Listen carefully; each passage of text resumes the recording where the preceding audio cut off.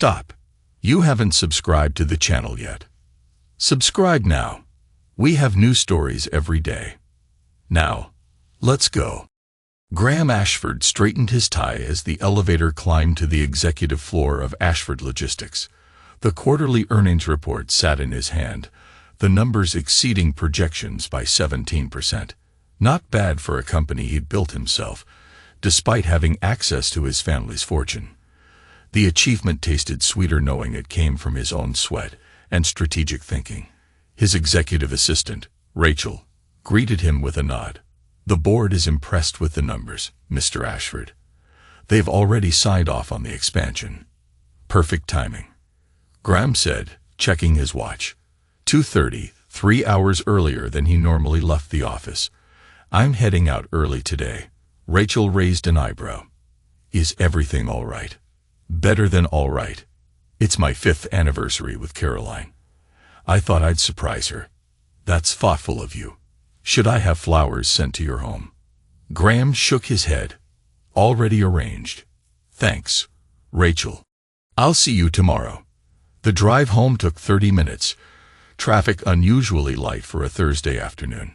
Graham turned into the quiet upscale neighborhood where perfectly manicured lawns surrounded multi-million-dollar homes. Their house, a modern architectural masterpiece with clean lines and expansive windows, stood at the end of a cul-de-sac, offering privacy and exclusivity.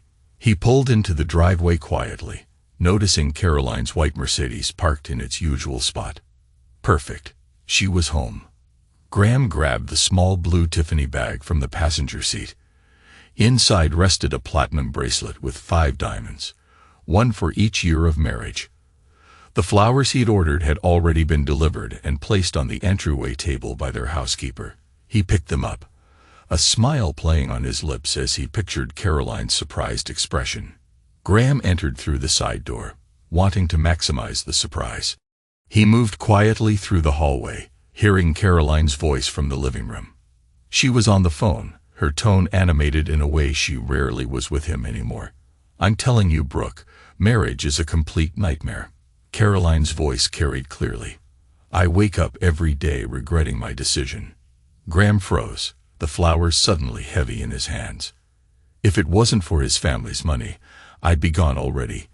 Caroline continued with a harsh laugh. But I need to be smart about this. The prenup is tight, but Spencer mentioned there might be ways around it if I stick it out long enough. His brother's name in her mouth felt like a violation. Graham remained perfectly still, his breathing shallow. No, he doesn't suspect anything. Men like Graham are so focused on their precious companies, they don't notice what's happening right under their noses. Trevor and I have been careful. Graham's jaw tightened, a cold sensation spreading through his chest. Trevor, the personal trainer she'd hired 6 months ago. Listen, I need to go. Graham will be home in a few hours, and I need to prepare myself to act like the devoted wife. She laughed again. Yes, exactly. Oscar-worthy performance every night. Talk later. Graham stepped back silently, his mind racing, but his body eerily calm. He returned to his car, placed the flowers and the Tiffany bag in the trunk, and drove to a nearby park. He sat on a bench, staring at nothing for nearly 2 hours, the conversation replaying in his mind. 5 years.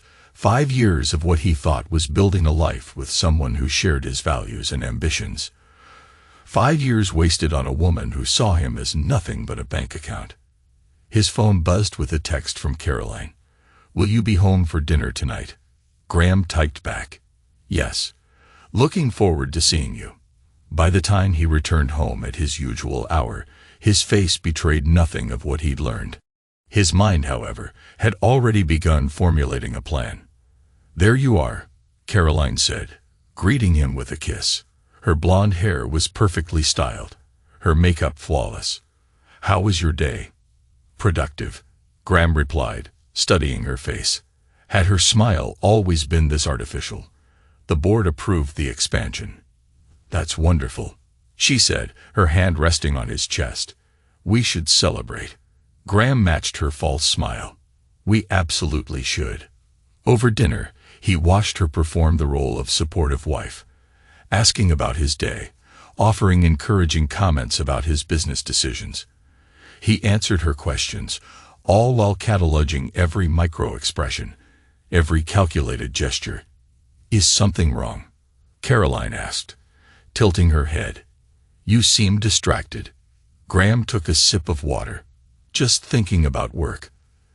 The expansion means I'll need to restructure some departments." "You'll figure it out. You always do," she said, reaching for his hand across the table. He let her take it, fighting the urge to pull away. "Yes," he agreed. "I always figure things out eventually." That night, as Caroline slept beside him, Graham stared at the ceiling, anger coiling inside him like a snake. He wouldn't just leave her. He wouldn't give her the satisfaction of a clean break and whatever settlement she might squeeze from him despite the prenup. Oh no. She had played him, manipulated him, betrayed him in the most fundamental way. She deserved to lose everything. And he would make sure she did. The next morning, Graham maintained his routine with military precision. He showered, dressed in his usual tailored suit, and ate the breakfast Caroline prepared. He kissed her goodbye, as if nothing had changed. Once in his car, he called his assistant, Rachel. "I need you to clear my calendar after 2 today. Something's come up." "Of course, Mr. Ashford. Is everything all right?" "It will be," he said, ending the call. That day, precisely at 2 o'clock, Graham left his office and drove to an unmarked building downtown. The sign on the door read, "Hale Security Consulting." He entered without an appointment. The receptionist recognized him immediately. "Mr. Ashford, good to see you again. Is this about the corporate security assessment?" "Not today, Karen. Is Dominic available?" "Let me check." She made a quick call, then nodded. "He'll see you now." Dominic Hale was a former FBI agent who'd built a reputation for discretion and thoroughness. His private security firm handled everything from corporate espionage investigations to personal security details. "Graham," Dominic said, rising from behind his desk, "wasn't expecting you today." "This isn't a scheduled visit," Graham replied, taking the seat across from him. "I need your services for a personal matter." Dominic's expression remained neutral. "I'm listening. I need surveillance on my wife." If Dominic was surprised, he didn't show it. "What kind of surveillance are we talking about?" "Phone records, text messages, emails, bank statements. I want to know where she goes, who she meets, what they do." Dominic leaned back in his chair. "May I ask why?" "I have reason to believe she's having an affair." "I see." Dominic opened a drawer and pulled out a form. "This stays between us.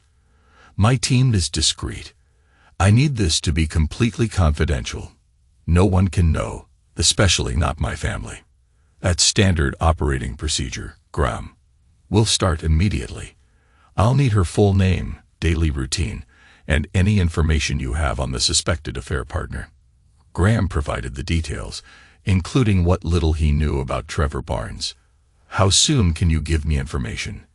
"Give us 3 days for the initial report, longer for comprehensive surveillance." Graham nodded. "I'll be in touch." For the next 3 days, Graham played the role of oblivious husband perfectly. He left for work at the same time, called Caroline at lunch as he always did, and returned home each evening to ask about her day. Each lie she told was mentally recorded, filed away as evidence of her duplicity. On Friday morning, an encrypted email arrived from Dominic. Graham waited until he was alone in his office to open it. The report was meticulous.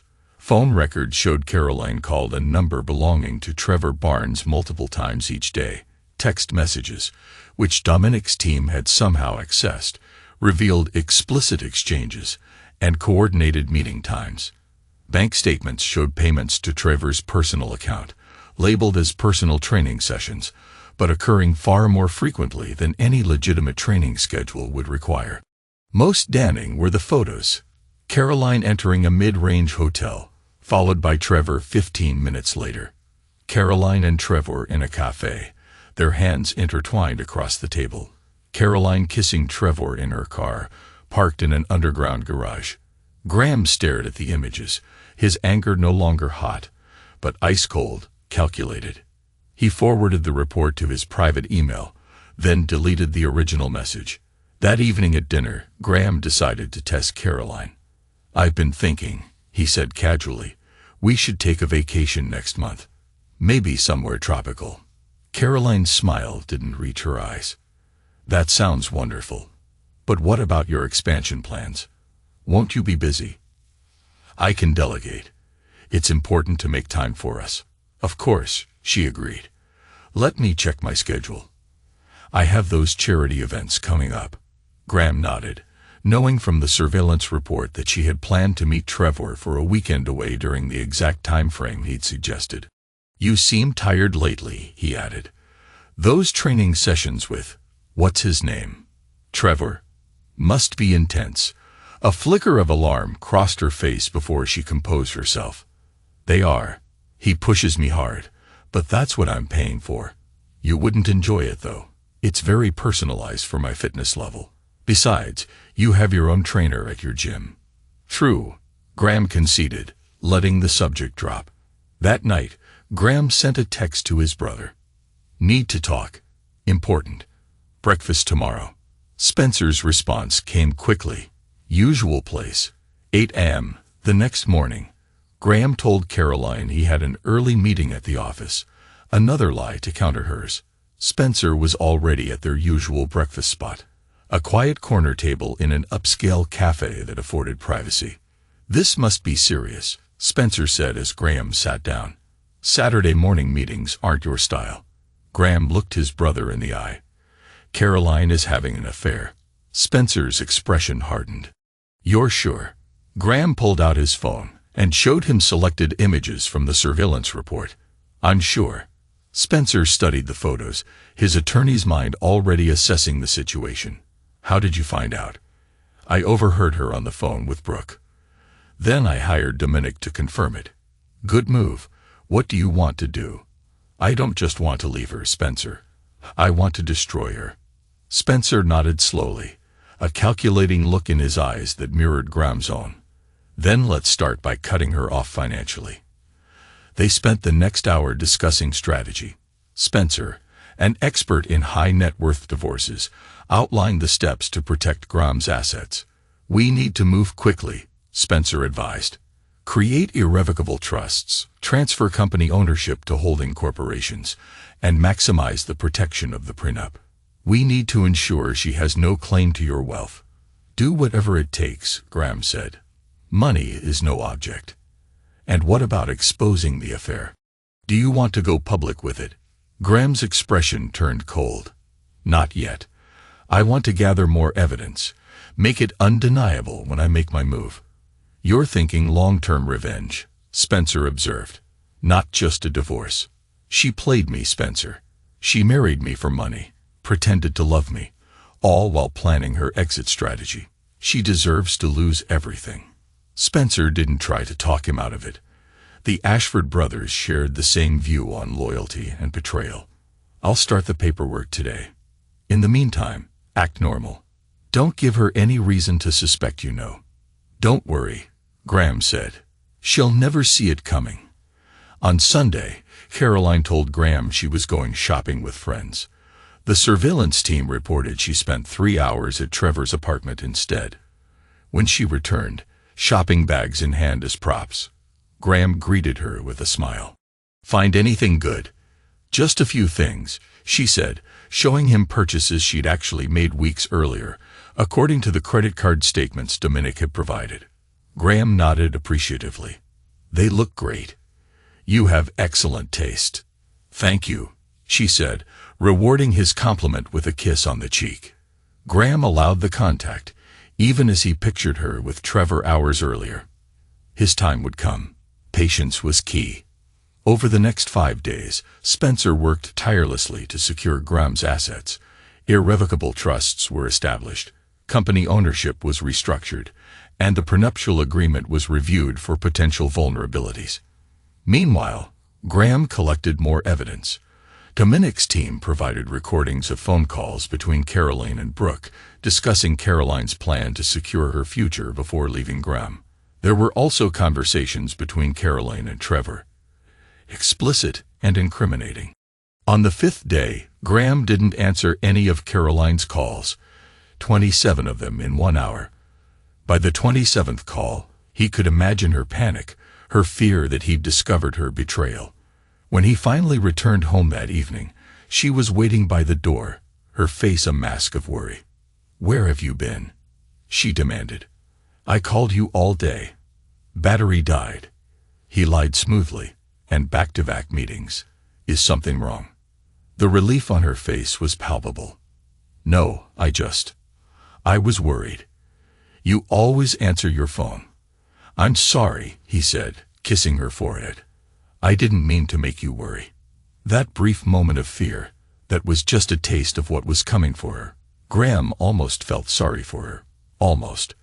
The following Saturday, Graham met Spencer at his brother's office. The space was empty except for them, affording complete privacy. Spencer had prepared extensive documentation. "I've moved everything of value into protected entities," he explained, spreading papers across the conference table. "Your personal accounts now contain only enough for normal expenses. Everything else is secure." Graham reviewed the documents carefully, signing where indicated. "And the prenup?"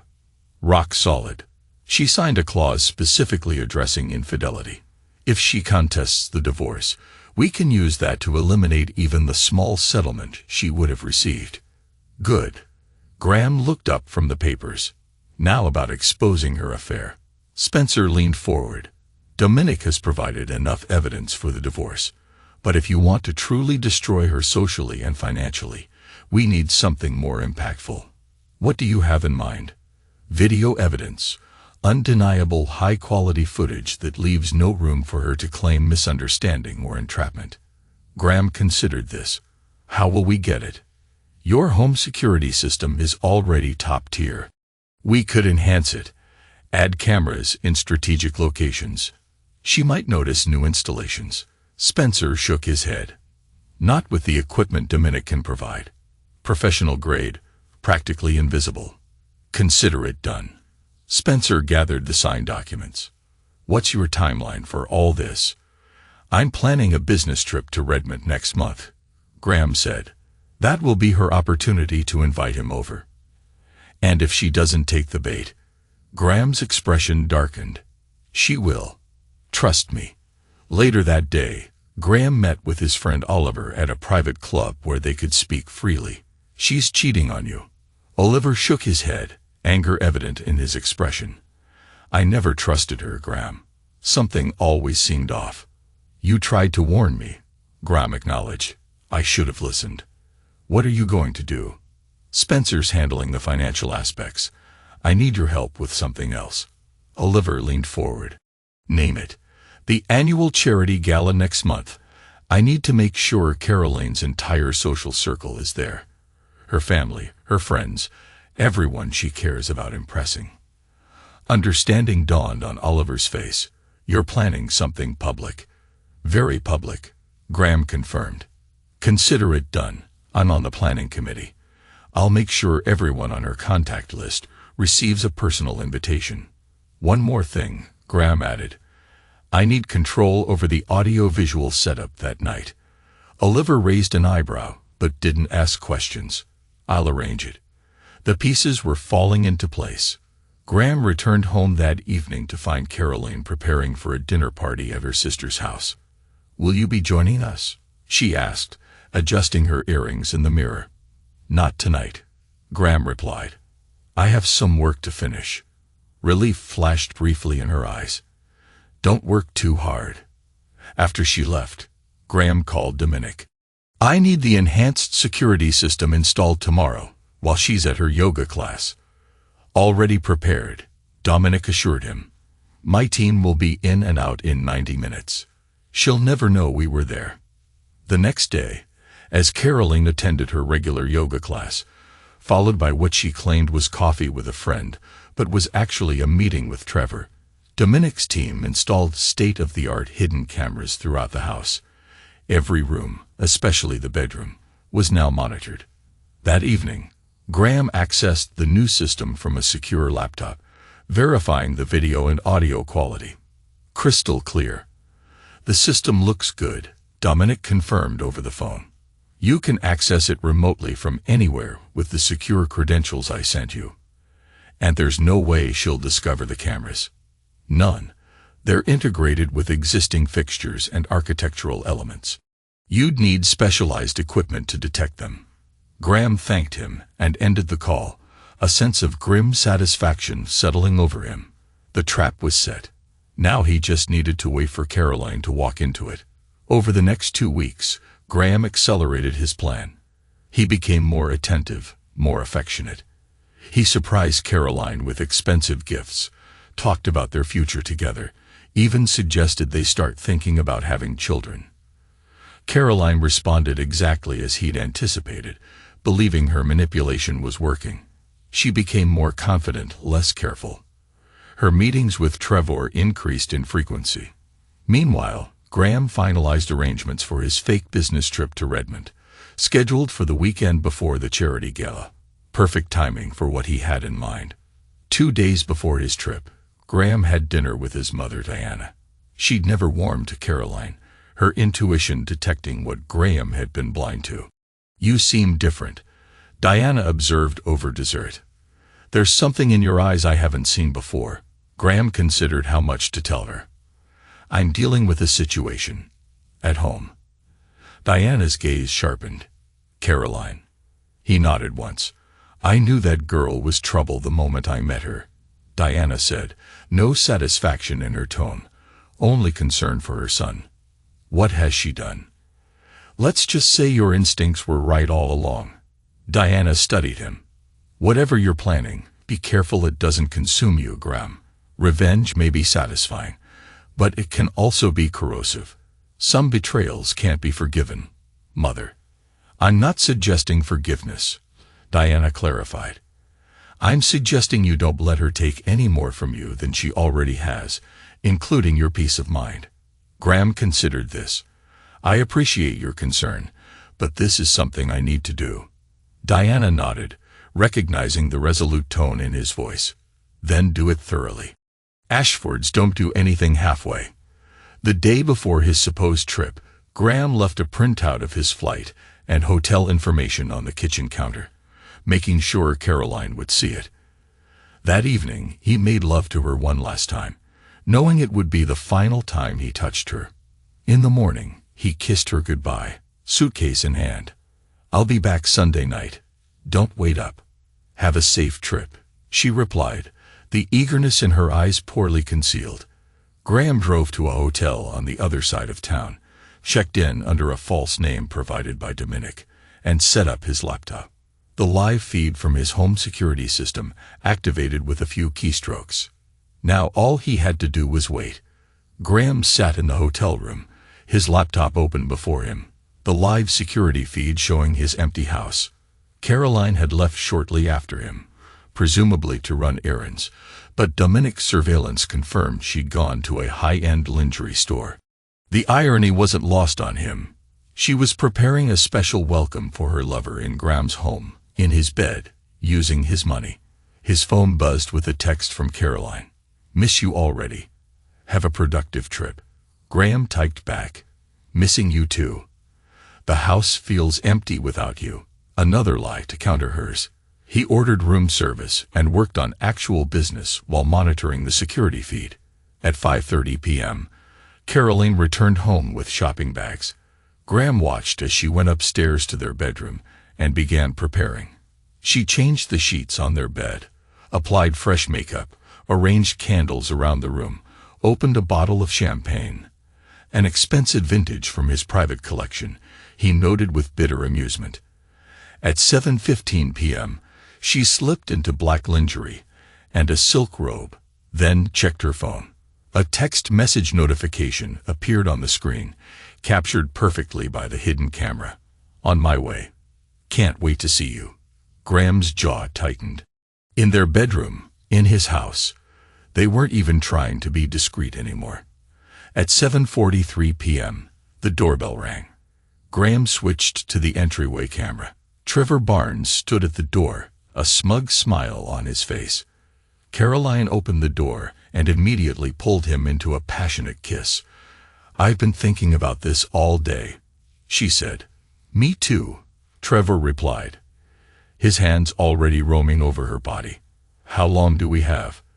"He's in Redmond until Sunday night. We have a whole weekend." "Perfect," Trevor murmured, following her inside. Graham watched as they moved through his house, stopping occasionally to kiss or remove articles of clothing. By the time they reached the bedroom, Trevor was shirtless and Caroline's robe had been discarded in the hallway. What happened next was exactly what Graham had expected, but still difficult to watch. Caroline and Trevor fell onto the bed, his bed, their movements urgent and passionate. There was nothing tender or loving about their encounter, just raw physical need. Graham forced himself to watch, to record, to remember every moment of her betrayal. This wasn't just evidence for a divorce. It was fuel for his rage, justification for what he was about to do to her. He recorded everything from multiple angles. The hidden cameras captured crystal clear video and audio of their betrayal, leaving no room for denial or excuse. After they finished, Caroline and Trevor lay in Graham's bed, drinking his champagne, laughing about their deception. "He has no idea," Caroline said, running a finger down Trevor's chest.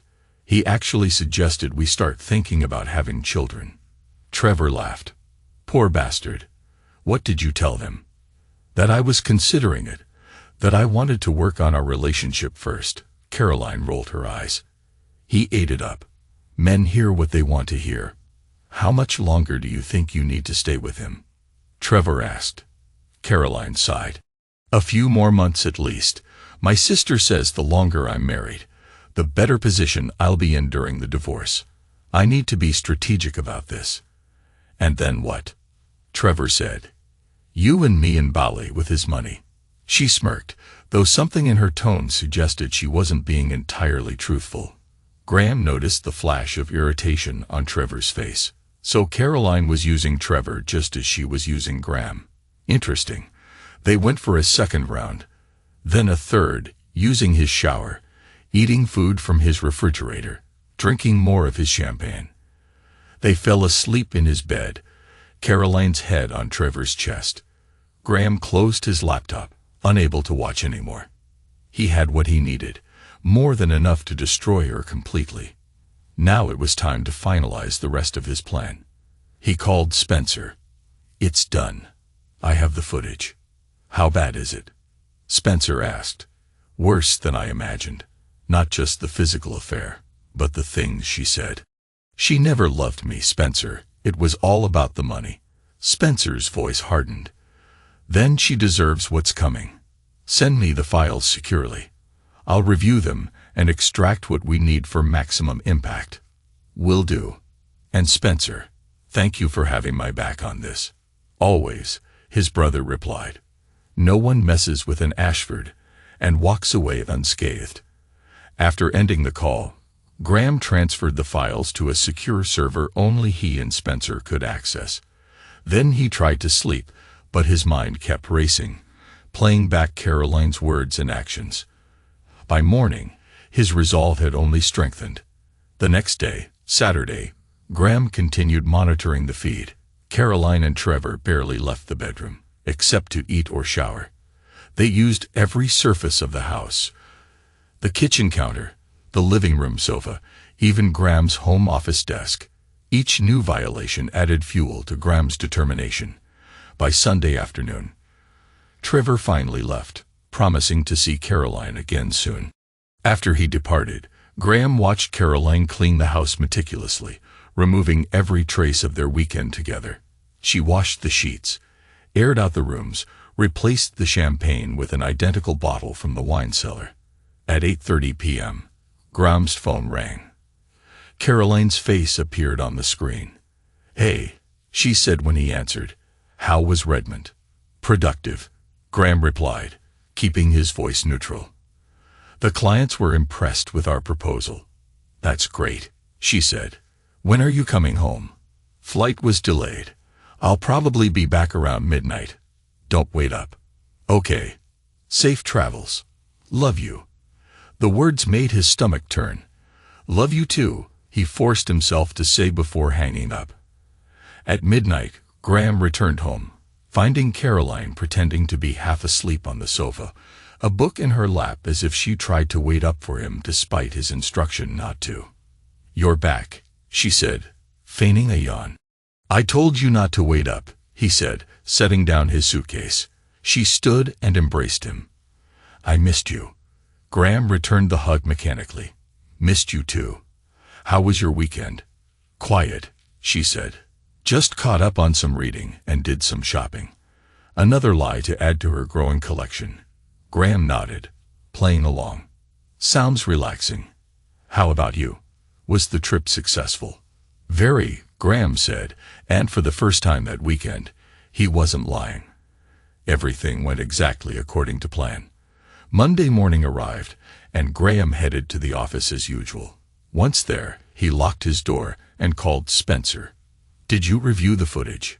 Graham asked without preamble. "I did," Spencer confirmed, his tone professional despite the personal nature of the content. "It's comprehensive and damning.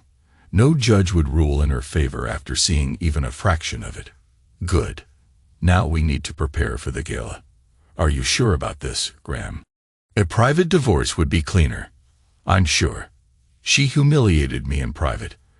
I'll return the favor in public." Spencer didn't argue further. "All right. I prepared a highlight reel that's explicit enough to make the point, but not so graphic that it backfires on you. I've also drafted the divorce papers. They'll be ready for delivery at the gala." "Perfect. And the financial arrangements?" "Complete. As of this morning, all joint accounts have been frozen. Your personal accounts are secured. She won't have access to anything once the papers are served." Graham nodded, satisfaction coursing through him. "One more thing. I want you to invite Mother to the gala, but don't tell her why. I don't want her to talk me out of this." "She wouldn't," Spencer assured him. "Diana despises betrayal as much as we do. Still, I'd rather she witness it with everyone else." "As you wish. Anything else?"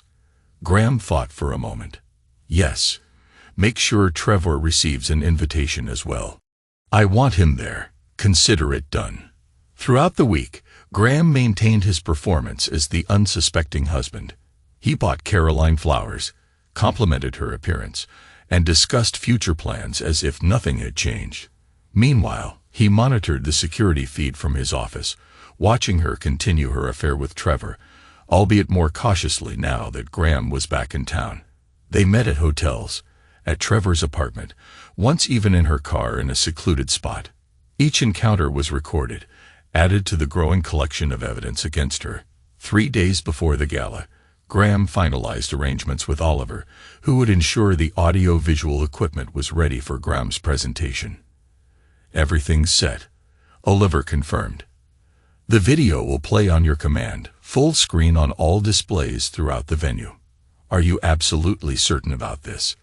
"Never been more certain of anything in my life," Graham replied. The night before the gala, Caroline seemed unusually attentive.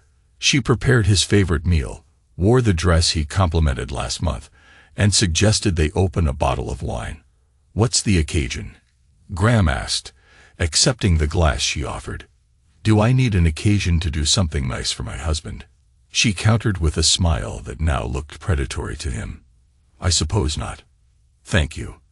They ate dinner, making small talk about the upcoming gala. Caroline mentioned her excitement about seeing certain friends and family members. Graham nodded, thinking about how those same people would look at her tomorrow night after his revelation. "I bought a new dress for tomorrow," she said. "Wait until you see it. I'm sure you'll look beautiful," Graham replied. Despite everything, Caroline was physically stunning, a reason he'd been blind to her true nature for so long. After dinner, she suggested they go to bed early. "We should be well rested for tomorrow night," Graham agreed, following her upstairs. As she undressed, He caught her checking her phone. A text from Trevor, no doubt. He pretended not to notice. They made love one final time. Graham going through the motions, disconnected from the act itself. Afterward, as Caroline slept beside him, he stared at the ceiling, mentally rehearsing every detail of his plan. There would be no going back, no possibility of reconciliation. By this time tomorrow night, Caroline Ashford would understand exactly what it meant to betray a man like him. The day of the gala arrived. Graham left for work as usual, but returned early to prepare. Caroline was still at the salon, getting her hair and makeup done. Good. He needed time alone in the house. He went to his office and accessed the hidden camera footage, transferring the latest files to a secure drive. Then he accessed the AV system at the gala venue, verifying the setup with Oliver remotely. Everything's ready, Oliver confirmed. The files arrived and have been loaded into the system. Any technical issues? None. We ran a full test this morning. Crystal clear on all screens. Perfect. I'll see you tonight. Graham disconnected the call and went to prepare himself for the evening. He selected his finest suit, a black tuxedo tailored to perfection. As he adjusted his cufflinks, platinum, a gift from his father, he heard Caroline return home. Graham. She called up the stairs. In the bedroom, he replied, straightening his bow tie. She appeared in the doorway, her hair and makeup immaculate. What do you think? She asked, twirling to show off her appearance. Beautiful, he said truthfully. The dress suits you. Caroline beamed, pleased with the compliment. I'll finish getting ready. The car will be here in 30 minutes. As she disappeared into her closet, Graham checked his phone. A text from Spencer confirmed he had the divorce papers and would be at the gala early to coordinate with the servers. Everything was in place. Tonight, Caroline's carefully constructed world would come crashing down around her. The limousine arrived precisely on time.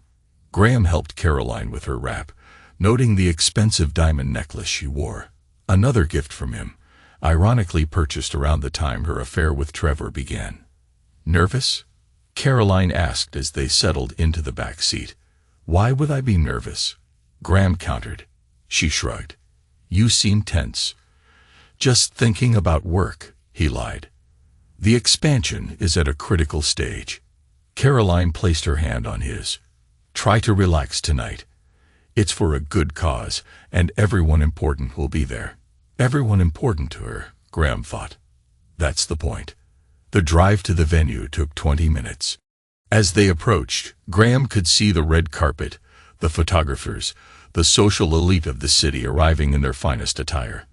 The annual charity gala was the social event of the season, raising millions for children's education initiatives. Graham had been a major donor for years, his generosity earning him a place on the board of directors. Tonight, his donation would be particularly generous, given what he planned to achieve. They exited the limousine, smiling for the photographers. Caroline looked radiant, playing her part perfectly. She held Graham's arm, the picture of a devoted wife to a successful businessman. Inside, the grand ballroom had been transformed with elegant decorations, soft lighting, and dozens of round tables surrounding a central stage. A large screen dominated the back wall, currently displaying the charity's logo. Graham, Caroline, and Oliver approached, champagne flutes in hand. You both look spectacular, Oliver said. Thank you, Caroline said, accepting the champagne. The venue looks amazing. The committee outdid themselves this year.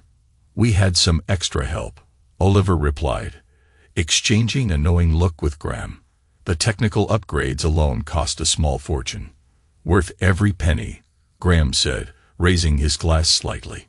To a memorable evening.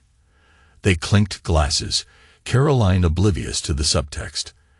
As they mingled, Graham noted with satisfaction that everyone on their list had attended. Caroline's sister Brooke was there with her husband. Caroline's parents had made the trip from their vacation home. Her entire social circle, colleagues from her volunteer work, friends from her country club, all present to witness what was coming. Spencer arrived, nodding discreetly to Graham, a signal that everything was prepared. And there, near the bar, stood Trevor Barnes, looking uncomfortable in a rented tuxedo. He caught Caroline's eye across the room, and Graham watched their subtle exchange, a fleeting glance, a small smile, a slight nod indicating they would find a moment alone later. Not if Graham had anything to say about it. Dinner was served, a 5-course meal prepared by a celebrity chef. Graham ate little, his attention focused on the timing of what was to come. The charity director gave a speech about the organization's accomplishments over the past year. A video played, showing the impact of previous donations. Then it was time for Graham's address. And now, the director announced, "I'd like to invite Graham Ashford to the stage to say a few words." Applause filled the room as Graham stood. Caroline squeezed his hand. "Good luck, honey." He didn't respond, simply walked to the stage with measured steps, standing at the podium, microphone before him. Graham surveyed the room. 300 of the city's wealthiest and most influential people looked back at him expectantly. "Perfect. Good evening," he began. "For those who don't know me, I'm Graham Ashford. My company, Ashford Logistics, has been a proud supporter of this charity for the past decade." Polite applause. "Tonight, I'd like to talk about values, about integrity, honesty, and loyalty." Graham paused, his gaze finding Caroline in the crowd. "These are qualities I've always believed in, qualities I've tried to embody in my business and personal life." The room was silent now, everyone's attention focused on him. Unfortunately, not everyone shares these values. Some people value material things more: money, status, appearance. They're willing to lie, to manipulate, to betray those who trust them, all in pursuit of these shallow goals. Confusion rippled through the audience. This wasn't the typical uplifting charity speech they'd expected. "I recently discovered that my own wife, Caroline, is one of these people." Gasps echoed through the ballroom. Caroline froze in her seat, her champagne glass halfway to her lips.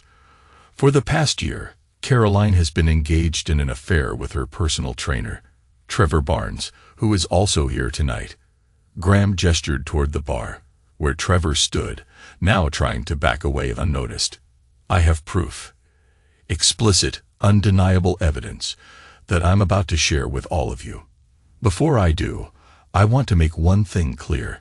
This is not about public humiliation for its own sake. This is about consequences, about ensuring that those who betray trust understand exactly what they've lost." Graham turned to the AV technician and nodded once. The large screen behind him flickered, and then the video began playing. The footage had been edited professionally, a montage of Caroline's betrayal. It began with clips of her phone conversations with Brooke, discussing her plans to leave Graham once she'd secured enough money.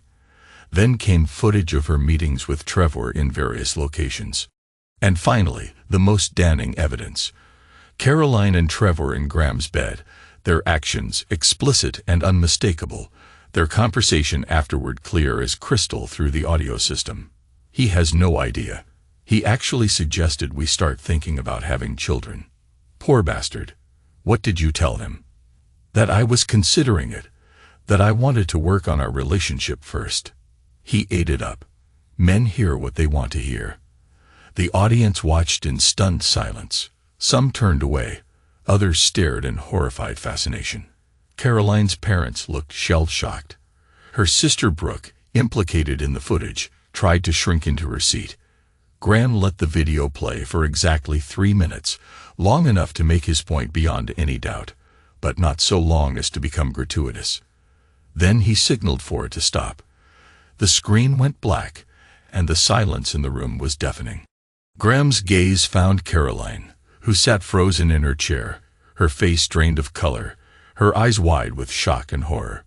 Spencer stood across the room. Graham approached Caroline slowly, the entire room watching. When he reached her table, he leaned down, his voice just loud enough for those nearby to hear. "You said marriage to me was a nightmare. Well, let me end it for you." Time seemed to stand still in the grand ballroom. 300 people held their breath, Watching the drama unfold, Caroline sat motionless, her expression a mask of shock and horror. Graham stood over her, his posture rigid, his face impassive despite the storm raging inside him. Across the room, Trevor Barnes was edging toward the exit, hoping to escape the impending fallout. Graham noticed and nodded to two security guards positioned by the doors. They moved smoothly to block Trevor's path. He wasn't going anywhere. "Graham," Caroline finally whispered, her voice trembling. "Please, not here. We can discuss this privately." "Privately," Graham repeated, his voice carrying in the silent room. "Like how you privately discussed our marriage with your sister, or how you privately invited your lover into our home, into our bed." Caroline flinched as if struck. "You don't understand." "I understand perfectly." Graham cut her off.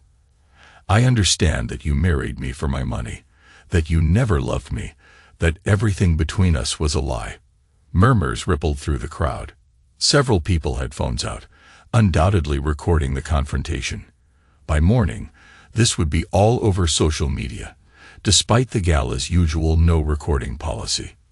"That's not true," Caroline protested weakly, aware of the audience watching her every move. "Isn't it?" Graham challenged. "Then explain the video everyone just saw.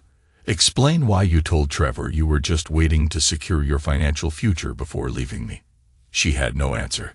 Her gaze darted around the room, seeking allies, finding none. Even her sister Brooke avoided eye contact, too implicated in the scandal to offer support. Graham turned to address the room. "I apologize to everyone for involving you in my personal troubles. This was not how any of us expected this evening to proceed. However, I believe in transparency, in truth, and in consequences for one's actions." He paused, gaze sweeping across the faces of the city's elite. "The funds I pledged to donate tonight will still be provided to the charity. The children shouldn't suffer because of adult betrayals." This gesture earned him a smattering of nervous applause. Graham had maintained the moral high ground, ensuring the charity didn't lose out while still achieving his objective of publicly humiliating Caroline. He turned back to Caroline, whose composure was rapidly crumbling, tears streaking her perfect makeup, her hands trembling violently. "Now," Graham said, his voice cold and precise, "for the final act of our marriage." He nodded to Spencer, who stepped forward, a manila envelope in his hand. "Caroline," Spencer said formally, "as Graham's legal representative, I'm serving you with divorce papers." He placed the envelope on the table before her. Caroline stared at it as if it might bite. "The papers are fairly straightforward," Spencer continued, his attorney persona in full effect. "Given the irrefutable evidence of your infidelity and the explicit clauses in your prenuptial agreement regarding such behavior, you will receive no financial settlement whatsoever." A collective gasp rippled through the room. In their social circle, even cheating spouses typically walked away with something. To receive nothing was unprecedented. Additionally, Spencer added, "All joint accounts have been frozen as of this morning. Your credit cards have been canceled, the lease on your car will not be renewed, and you are required to vacate the marital home within 48 hours. Caroline's head snapped up. "That's impossible. Where am I supposed to go?" Graham shrugged, unmoved by her distress. "Perhaps Trevor has room at his apartment, or your sister might take you in," considering she was so supportive of your affair. All eyes turned to Brooke, who shrank further into her seat, her husband staring at her with dawning suspicion. "You can't do this," Caroline whispered, desperation in her voice. "You can't just leave me with nothing." "Actually, I can," Graham replied. "Everything is completely legal. The prenup you signed is exceptionally clear about infidelity. You gambled and lost, Caroline." Her desperation turned to anger. "You son of a—" "I wouldn't finish that sentence," Graham interrupted calmly. "You're already the villain in this room. Don't make it worse for yourself." Caroline fell silent, realizing the truth of his words. She was surrounded by the very people whose opinion she valued most. The social elite, the wealthy circle she'd fought so hard to enter. And they were all looking at her with disgust, judgment, or worst of all, pity. Graham stepped back from the table. "I believe we've disrupted this charitable event enough. Sign the papers, Caroline. It's over." As if on cue, Spencer produced a pen and placed it beside the envelope. The message was clear. No negotiation, no discussion, no second chances.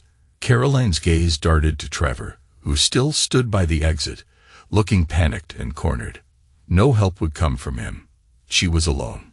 With shaking hands, she opened the envelope and removed the papers. She scanned them briefly, her face paling further at the terms spelled out in legal language. Then, with a resigned slump of her shoulders, she signed her name on the indicated lines. Spencer collected the papers, checking all signatures were in place. "It's done," he said to Graham. Graham nodded once, a weight lifting from his shoulders. It wasn't happiness he felt. The wounds of betrayal were still too fresh. But satisfaction. Justice. The beginning of closure. He turned to address the crowd one final time. "Again, my apologies for the interruption to this evening's festivities. Please continue with the gala. Your generosity tonight will help countless children achieve their educational dreams." With that, Graham walked toward the exit, head held high. As he passed Trevor, he paused. "You're welcome to her," he said quietly, "though I suspect she'll be considerably less interested in you now that my money isn't part of the equation." Trevor had no response, his face a mixture of embarrassment and fear. Graham continued on, out of the ballroom and into the cool night air. Behind him, the murmur of conversation gradually resumed, the scandal already being dissected by hundreds of eager tongues. By morning, everyone who mattered in their social and business circles would know exactly what Caroline had done, and exactly what it had cost her. As Graham waited for the valet to bring his car, he heard hurried footsteps behind him. He turned to see his mother, Diana, approaching.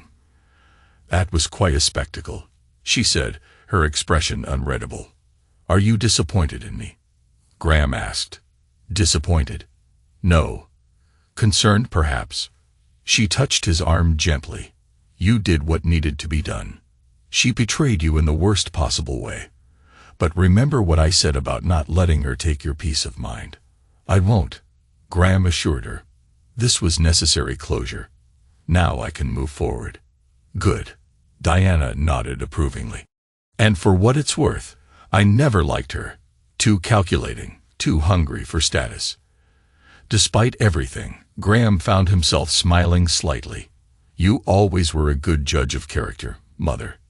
Next time, perhaps you'll listen to me," she replied with a raised eyebrow. "Next time," Graham agreed, though he wasn't sure there would be a next time. Trust, once shattered, was not easily rebuilt. His car arrived, and Graham opened the door for Diana. "Would you like a ride home?" "Thank you, but no. Your brother is giving me a lift. I think you need some time alone." Graham couldn't argue with that. He needed space to process everything that had happened, to begin healing from Caroline's betrayal. "Call me tomorrow," Diana said, patting his cheek in a rare display of maternal affection. "I will," Graham promised. As he drove away from the venue, Graham glanced in the rearview mirror, catching a final glimpse of the building where his marriage had effectively ended. He felt no regret, no second thoughts.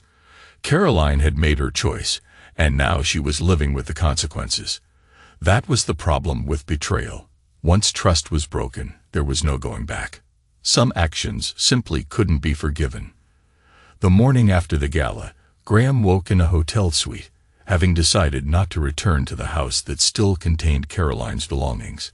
He checked his phone to find dozens of missed calls and messages, some from friends offering support, others from journalists seeking comment on the scandal. He ignored them all, and called Spencer instead.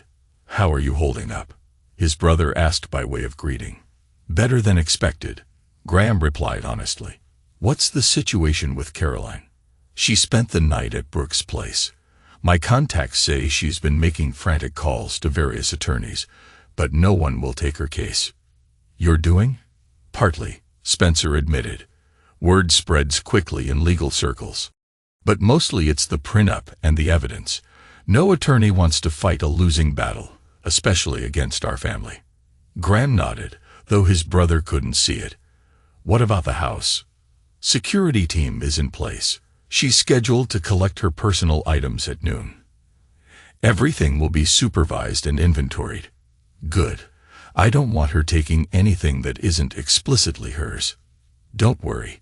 The team knows what to watch for. After ending the call, Graham ordered breakfast and turned on the TV. As expected, the scandal had made the local morning news. Reporters were careful with their wording, but the story was clear. Prominent businessman Graham Ashford had publicly exposed his wife's infidelity at the charity gala, serving her with divorce papers that left her penniless. Some commentators questioned the appropriateness of the venue, suggesting Graham could have handled the situation more discreetly, but most focused on Caroline's betrayal, particularly the calculated nature of her deception revealed in the video. Graham switched off the TV, satisfied with the coverage. His reputation might take a small hit for the public nature of the confrontation, but Caroline's was destroyed completely. At precisely noon, Graham received a call from the security team at his house. Mr. Ashford, Ms. Langley has arrived to collect her belongings. Graham noted the correction to Caroline's maiden name with satisfaction. How is she behaving? Subdued, sir. She brought her sister to help. They're being efficient and haven't attempted to take anything not on the approved list. Keep me updated if anything changes. Yes, sir. 3 hours later, the security team called again. Ms. Langley has completed the removal of her personal items. Everything was documented and photographed as instructed. Did she say anything? Graham found himself asking. A pause. She asked if you would reconsider, if there was any chance of reconciliation. Graham's laugh was cold. And what did you tell her? That all communication should go through Mr. Spencer Ashford, as specified in the divorce papers. Perfect. Is the house secure? Yes, sir. All codes have been changed. Keys collected, security system updated. Thank you. I'll return tomorrow. That evening, Oliver called to check on him. The gala committee is in damage control mode, Oliver reported, but donations are up 30% from last year. Apparently, scandal is good for fundraising. Silver lining, Graham remarked. How are you really doing? Oliver asked, his tone shifting from business to concern. Graham considered the question. I'm angry, hurt, but also relieved. Like lancing a boil, painful but necessary for healing. Makes sense. What comes next? Spencer's handling the financial aspects. I need to focus on the expansion. Beyond that, I'm not sure. Well, when you're ready to rejoin the land of the living, I'm here. We can start with drinks and work our way up to double dates in a decade or two. Graham gave a genuine laugh. I'll hold you to that. The following morning, Graham returned to his house for the first time since the gala. It felt different, emptier without Caroline's presence, but also cleaner somehow, as if a toxin had been removed from the environment. He walked through each room, noting the spaces where her possessions had been. The closet half empty of designer clothes, the vanity cleared of expensive cosmetics, the bookshelves missing decorative objects. In the master bedroom, he stripped the bed completely, depositing the sheets in a garbage bag rather than the laundry. He would buy new everything. Mattress, linens, pillows. He couldn't sleep where she had betrayed him with Trevor. His phone rang, Spencer's name appearing on the screen. Caroline's attorney finally made contact.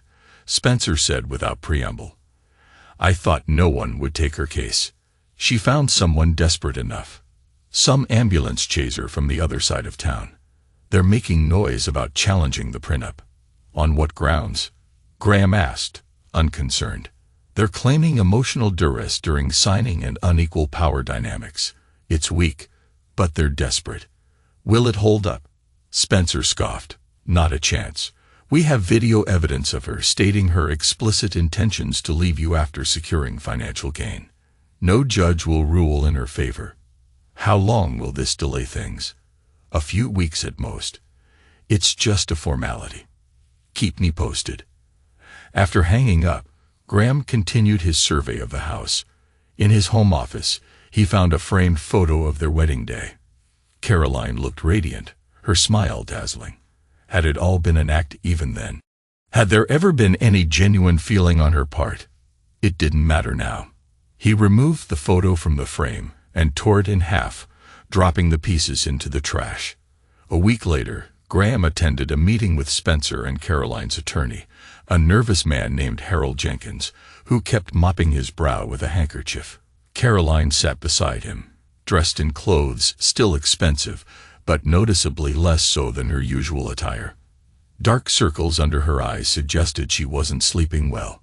"My client is willing to negotiate a more equitable settlement," Jenkins began, his voice reedy and uncertain. Spencer's response was immediate and firm. "There will be no negotiation. The prenuptial agreement is binding and was signed without duress. Your client's infidelity is well documented and indisputable. But surely some accommodation." "No," Graham interrupted. "There will be no accommodation, no negotiation, no settlement." Caroline finally spoke, her voice lacking its usual confidence. "Graham, please, 5 years of marriage has to count for something." "It counted for nothing to you," Graham replied coldly. "Why should it matter to me?" "I made a mistake," she pleaded. "Everyone deserves a second chance." Graham leaned forward, his gaze boring into hers. "A mistake is forgetting an anniversary or burning dinner. What you did was a calculated betrayal. You married me for money, planned to leave me once you'd secured enough, and cheated on me with your trainer in our home. There are no second chances for that level of betrayal, not for me." Caroline's facade cracked further. "What am I supposed to do? Where am I supposed to go?" "That's not my concern anymore," Graham said, unmoved by her distress. "You had a life before me. You'll have one after me, just without my money." Jenkins attempted another approach. "My client is willing to sign a confidentiality agreement regarding the incident at the gala, in exchange for a reasonable settlement." Spencer laughed outright.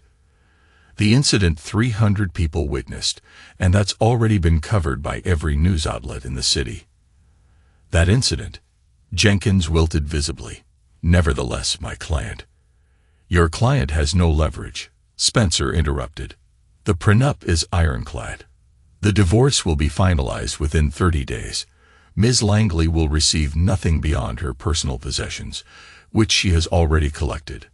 "This is unconscionable," Jenkins protested weakly. "No," Graham said, standing to indicate the meeting was over. "What's unconscionable is marrying someone under false pretenses and betraying their trust. Everything else is just consequences." As Graham and Spencer prepared to leave, Caroline made one final desperate attempt. "Graham, wait. We could try counseling. I could prove to you that I can change, that I can be the wife you deserve." Graham stopped at the door, turning to face her one last time. "The wife I deserve wouldn't have cheated on me in the first place. Goodbye, Caroline." Outside the meeting room, Spencer clapped a hand on Graham's shoulder. "You did well in there. Stayed firm without losing control." "It was easier than I expected," Graham admitted. "Seeing her now, desperate, scrambling, I feel nothing. No love, no hate, just indifference." "That's a good sign," Spencer observed. "Indifference is the opposite of love, not hatred. You're already healing." Graham wasn't sure about that. The wound still felt raw, the betrayal still stung. But perhaps his brother was right. Indifference was the first step toward true healing. Over the next 3 weeks, Caroline made several attempts to contact Graham directly, each rebuffed by Spencer or Rachel. Her desperation grew as the reality of her situation sank in. Her social standing had evaporated overnight. Former friends avoided her, invitations dried up. Doors once open to her as Graham Ashford's wife were now firmly closed. The divorce was finalized exactly 30 days after the gala, as Spencer had predicted. The judge, after reviewing the evidence and the prenuptial agreement, ruled entirely in Graham's favor. Caroline received nothing beyond her personal items. On the day the divorce became official, Graham received a call from Oliver. "Thought you might want to know. Trevor Barnes skipped town yesterday." "Where did he go?" Graham asked, more curious than concerned. "No idea, but he left owing 2 months' rent on his apartment and apparently took some cash from the gym where he worked." "He abandoned Caroline," Graham stated rather than asked. "Completely. Word is she called him crying when she realized the divorce was final, and he told her he couldn't handle the drama and hung up on her." Graham wasn't surprised. Trevor had never struck him as the type to stick around when things got difficult. "How did you hear about this?" "Small world," Oliver replied vaguely. "People talk, especially about scandals this juicy." After ending the call, Graham sat in his office, contemplating this new information. Trevor's abandonment of Caroline wasn't surprising, but it did complete the circle of her downfall in a way that felt almost poetic. She had betrayed Graham for Trevor, and now Trevor had betrayed her in turn. That evening, Graham received an unexpected visitor. His mother, Diana, arrived unannounced, bearing a bottle of his favorite scotch. "I thought you might need company tonight," Diana said, stepping into the foyer. "How did you know the divorce was finalized today?" Graham asked, taking her coat. Diana gave him a look that suggested the question was naive. "I know everything that happens in this family, Graham. You should know that by now." He led her to the living room, where she poured 2 glasses of scotch and handed one to him. "To new beginnings," she said, raising her glass. "To consequences," Graham countered, clinking his glass against hers. They drank in companionable silence for a moment before Diana spoke again. "I heard Trevor Barnes abandoned her." Graham raised an eyebrow. "Your sources are as good as Oliver's, it seems." "Better," Diana corrected with a small smile. "I also know she's been evicted from her sister's guest house. Apparently, Brooke's husband wasn't thrilled about his wife's role in the affair." "Where will she go?" Graham found himself asking, though he told Caroline it wasn't his concern. "Back to her parents, from what I hear." Tail between her legs, dreams of wealth and status thoroughly crushed. Graham nodded, finding no particular satisfaction in the image. The anger that had fueled his revenge was fading, leaving behind a hollow feeling he couldn't quite identify. Diana studied him carefully, having second thoughts. "No," Graham said firmly. "She made her choices, I made mine. But revenge isn't as satisfying as you thought it would be." Diana completed his thought. "Something like that." Diana sipped her scotch. "It rarely is, in my experience. The anticipation is often sweeter than the reality." "Do you think I went too far?" Graham asked, genuinely curious about his mother's opinion. "No," Diana replied without hesitation. "She betrayed you in the most intimate way possible, planned to use you and discard you. Your response was proportionate to the offense." Graham nodded, relieved by his mother's assessment. "The question now," Diana continued, "is what comes next for you? Revenge has consumed your energy for months. What will fill that void?" It was a good question, one Graham hadn't fully considered. "Work, I suppose. The company expansion. That's a start," Diana acknowledged. "But there's more to life than business success, Graham. You know that. If you're suggesting I start dating again—" "I'm suggesting no such thing," Diana interrupted. "You need time to heal, to rebuild your capacity for trust. I'm merely pointing out that defining your life solely in opposition to Caroline, even in her absence, still gives her power over you." Graham considered this, recognizing the wisdom in his mother's words. "So what do you suggest?" "Live well," Diana said simply, "not to spite her, but because you deserve happiness. Travel, pursue interests outside work, reconnect with friends. Build a life so full and satisfying that when you think of Caroline, if you think of her at all, it's with complete indifference." Graham raised his glass. "To living well, then." Diana clinked her glass against his. to living well. As they finished their drinks, Graham felt something shift inside him, perhaps the beginning of healing. The first step toward a future defined by his own choices rather than Caroline's betrayal. 2 months after the divorce was finalized, Graham had settled into a new routine. He threw himself into work, overseeing the company expansion with meticulous attention to detail. The distraction was welcome. Evenings were harder, the empty house a reminder of Caroline's absence. But following Diana's advice, Graham began rebuilding a life beyond work. He reconnected with old friends, joined a boxing gym to channel his lingering anger, and even booked a solo trip to New Zealand for the following month, somewhere he'd always wanted to visit but Caroline had vetoed. News of Caroline reached him occasionally through the social grapevine. She had indeed moved back in with her parents, finding no welcome among the circles she'd once frequented. Her attempts to revive her standing had failed spectacularly. The scandal was still too fresh, the evidence too damning. Graham had just returned from a satisfying session at the boxing gym when his phone rang with an unknown number. Normally, he'd have let it go to voicemail, but something compelled him to answer. "Hello." Silence for a moment. Then, "Graham, it's me, Caroline." He almost hung up immediately, but curiosity won out. "What do you want?" "I need to talk to you." Her voice sounded different, smaller, devoid of the confident charm she once wielded so effectively. "Please, 5 minutes, that's all I'm asking." Graham should have refused, should have hung up and blocked her number. But a part of him, the part that had once loved her, wanted to hear what she had to say. 5 minutes, he agreed. "Say what you need to say." He could hear her take a deep breath. "I'm calling from a motel. I've been staying here for the past week. My parents, they couldn't deal with the shame anymore and asked me to leave until things blow over." Graham said nothing, waiting for her to continue. "I have nowhere to go," Caroline admitted, her voice breaking slightly. "No money, no friends, no prospects. Trevor is gone. Brooke won't return my calls. Everyone I thought would stand by me has abandoned me."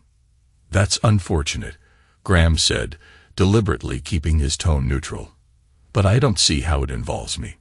"Graham, I made a mistake." The word seemed to cost her greatly. A terrible, unforgivable mistake. "I know that now."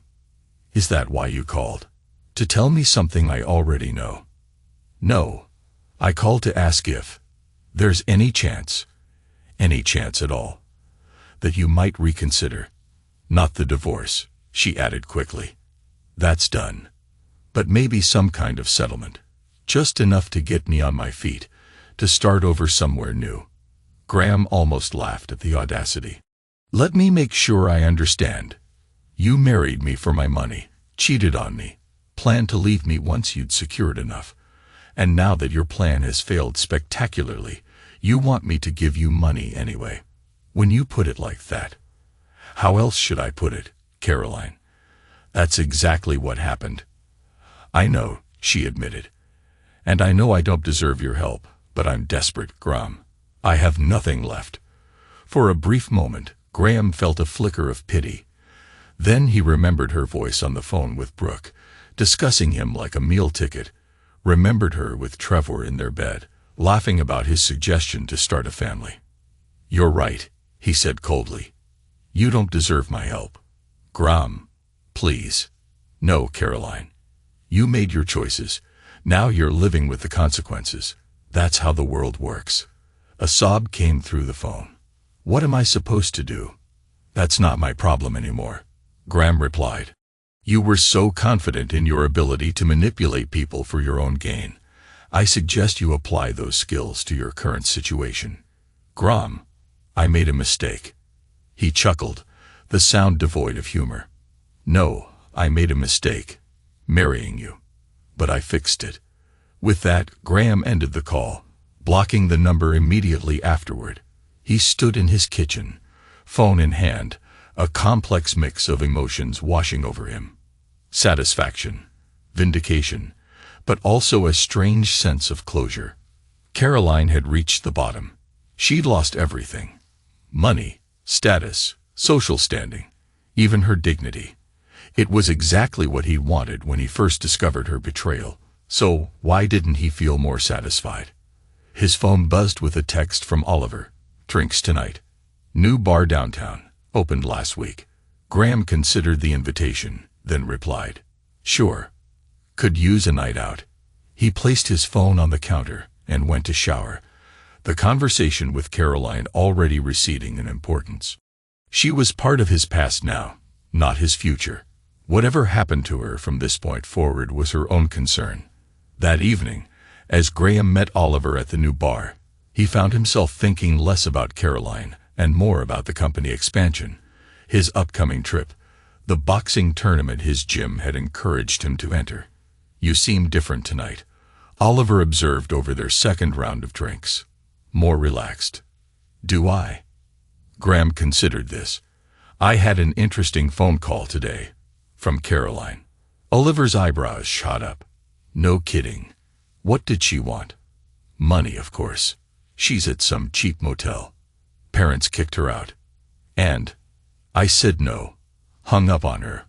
Oliver studied him carefully. "You don't seem as vengeful as I'd expect." Graham shrugged. "What's the point? She's ruined. Her life as she knew it is over. Nothing I could do to her now would match what she's already experiencing. So it's over. Really over." "It is for me," Graham replied, surprised to find he meant it. "She'll always be the mistake I made and corrected, but she doesn't get to be anything more than that. Not an ongoing source of anger. Not someone I waste energy hating." Oliver raised his glass. "To moving on, then." "To moving on," Graham agreed, clinking his glass against his friend's. Later that night, as Graham drove home, he reflected on how much had changed in the months since he'd overheard Caroline's phone conversation with Brooke. He had discovered his wife's betrayal, meticulously planned and executed his revenge, and now found himself on the other side, wounded but healing, betrayed but wiser. He pulled into his driveway, noticing for the first time in months that the house didn't feel like a monument to Caroline's betrayal anymore. It was just a house, his house, and he could make of it what he wanted.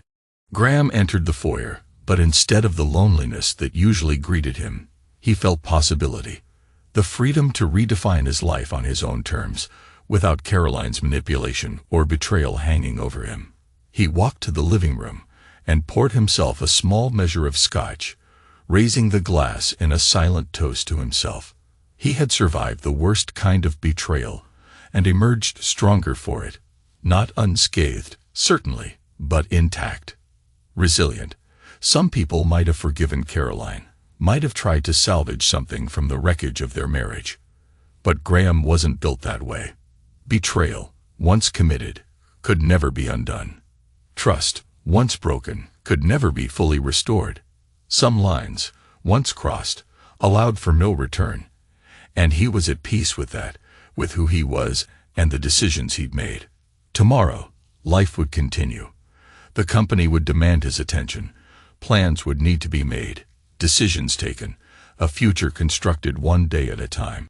But tonight, in the quiet of his home, Graham acknowledged the chapter that had closed. Caroline was gone, not just from his house and his life, but increasingly from his thoughts. Her betrayal had shaped him, hardened him in some ways, but it would not define him. He finished his scotch and headed upstairs, leaving the ghosts of his failed marriage behind. Tomorrow was a new day. He intended to meet it on his own terms. 1 year later, Graham stood at the window of his office, looking out at the Eastbridge skyline. Ashford Logistics had completed its expansion ahead of schedule and under budget. The company's value had nearly doubled, and acquisition offers had begun to arrive with increasing frequency. On a personal level, Graham had found a new rhythm to his life. The trip to New Zealand had led to others: Japan, Argentina, South Africa. He'd won his boxing weight class in an amateur tournament. He'd reconnected with old friends and made new ones.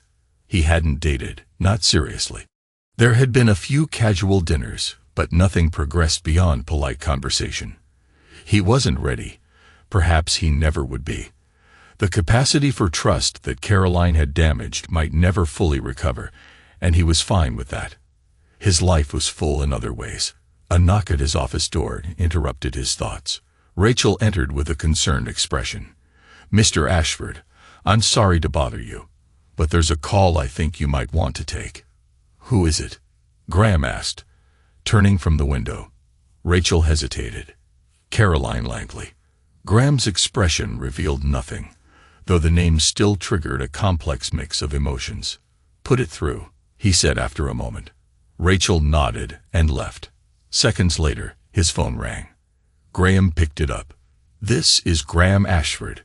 "Graham, it's me," Caroline's voice, so different from how he remembered, subdued, lacking the confident charm she'd once wielded so effectively. "Thank you for taking my call. What do you want, Caroline?" Direct, businesslike. This wasn't a social call, and they both knew it. "I'm leaving town," she said, "for good this time. Moving to Arizona. My cousin has a job for me there." "Congratulations," Graham replied, genuinely not caring one way or the other. "Is there a reason you're telling me this?" A pause. "I wanted to clear the air, I suppose, before I go." "The air is clear," Graham said. "Has been for a long time." "Not for me," she admitted. "I've spent the past year thinking about what I did, what I lost, who I became." Graham waited, saying nothing. "I want you to know that I'm sorry," Caroline continued when it became clear he wouldn't respond. "Truly sorry. Not just for getting caught, not just for losing everything, but for what I did to you. The trust I betrayed. The love I threw away." "Love." Graham couldn't keep the skepticism from his voice. "You never loved me, Caroline. You made that abundantly clear." "That's not true," she insisted. "I did love you in the beginning, but I was broken somehow. Greedy, never satisfied. I convinced myself that money and status were more important than genuine connection. And now you know better," Graham said, more curious than invested. "Now I understand what I destroyed, what I can never get back." He considered her words, trying to detect any manipulation, any angle. She sounded sincere, broken as she described herself, but sincere. "I appreciate the apology," he said finally, "but it doesn't change anything, Caroline." "I know," she replied quietly. "I don't expect forgiveness. I don't deserve it. I just needed you to know I recognize the magnitude of what I did, that I'll carry that regret for the rest of my life." Graham found himself nodding, though she couldn't see it. "I hope Arizona works out for you," he said. "I hope you find whatever it is you're looking for." "Thank you," she said, sounding like she meant it. "Can I ask you one thing before I go?" "You can ask." "Are you happy, Graham? Really happy?" The question caught him off guard. He considered it seriously before answering. "I'm at peace. I've rebuilt my life. The company is thriving. I have good friends, family who support me. Is it the life I imagined when I married you? No, but it's a good life, a real one." "I'm glad," Caroline said, and she sounded like she meant that too. "You deserve that. You always did." Graham wasn't sure how to respond. After a moment of silence, he said simply, "Goodbye, Caroline. I wish you well." "Goodbye, Graham. And thank you for taking my call, for listening." He set the phone down, staring at it for a long moment. He wasn't sure what he'd expected to feel at hearing from Caroline again. Anger, perhaps, or cold satisfaction. Instead, he felt nothing. No anger, no bitterness, no lingering attachment. She was a chapter in his life that had ended, a lesson learned at great personal cost. He turned back to the window, to the city spread out before him. His city, his life, his future, unburdened by the weight of betrayal and revenge that had consumed him for so long. Graham Ashford smiled faintly at his reflection in the glass. He had survived. More than survived, he had thrived. And that, in the end, was the best revenge of all.